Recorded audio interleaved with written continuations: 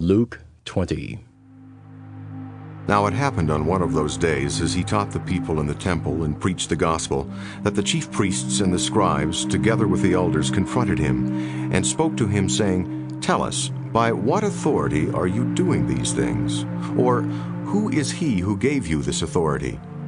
But he answered and said to them, I will also ask you one thing, and answer me.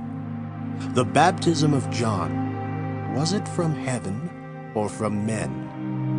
And they reasoned among themselves, saying, "If we say from heaven, he will say, Why then did you not believe him? But if we say from men, all the people will stone us, for they are persuaded that John was a prophet." So they answered that they did not know where it was from. And Jesus said to them, Neither will I tell you by what authority I do these things. Then he began to tell the people this parable. A certain man planted a vineyard, leased it to vine dressers, and went into a far country for a long time. Now at vintage time he sent a servant to the vine dressers, that they might give him some of the fruit of the vineyard. But the vine dressers beat him and sent him away empty-handed. Again he sent another servant, and they beat him also, treated him shamefully, and sent him away empty-handed. And again he sent a third, and they wounded him also and cast him out. Then the owner of the vineyard said, What shall I do? I will send my beloved son. Probably they will respect him when they see him. But when the vine dressers saw him, they reasoned among themselves, saying, This is the heir. Come, let us kill him, that the inheritance may be ours. So they cast him out of the vineyard and killed him. Therefore, what will the owner of the vineyard do to them? He will come and destroy those vine dressers and give the vineyard to others. And when they heard it, they said, Certainly not. And he looked at them and said, What then is this that is written? The stone which the builders rejected has become the chief cornerstone.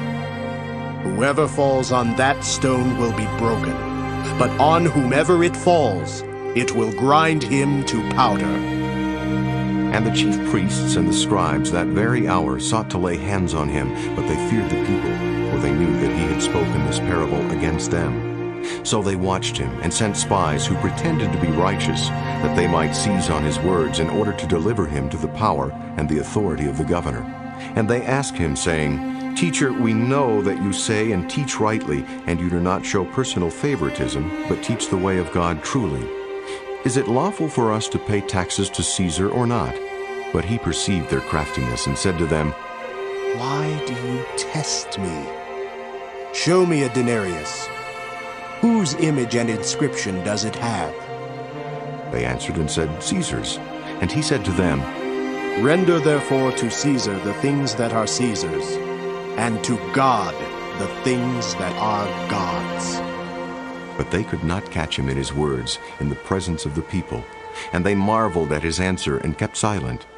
Then some of the Sadducees, who deny that there is a resurrection, came to him and asked him, saying, Teacher, Moses wrote to us that if a man's brother dies, having a wife, and he dies without children, his brother should take his wife and raise up offspring for his brother. Now there were 7 brothers, and the first took a wife and died without children. And the second took her his wife, and he died childless. Then the third took her, and in like manner the 7 also. And they left no children and died. Last of all, the woman died also. Therefore, in the resurrection, whose wife does she become? For all 7 had her as wife. And Jesus answered and said to them, The sons of this age marry and are given in marriage.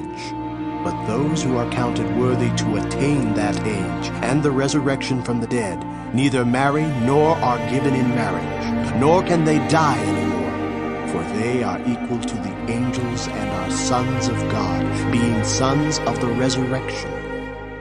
Now even Moses showed in the burning bush passage that the dead are raised, when he called the Lord the God of Abraham, the God of Isaac, and the God of Jacob. For he is not the God of the dead, but of the living, for all live to him.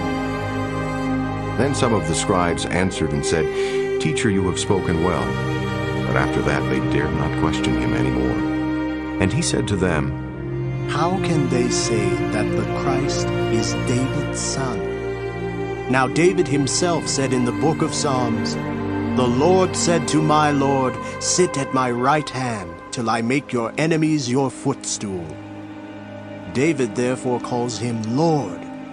How is he then his son?"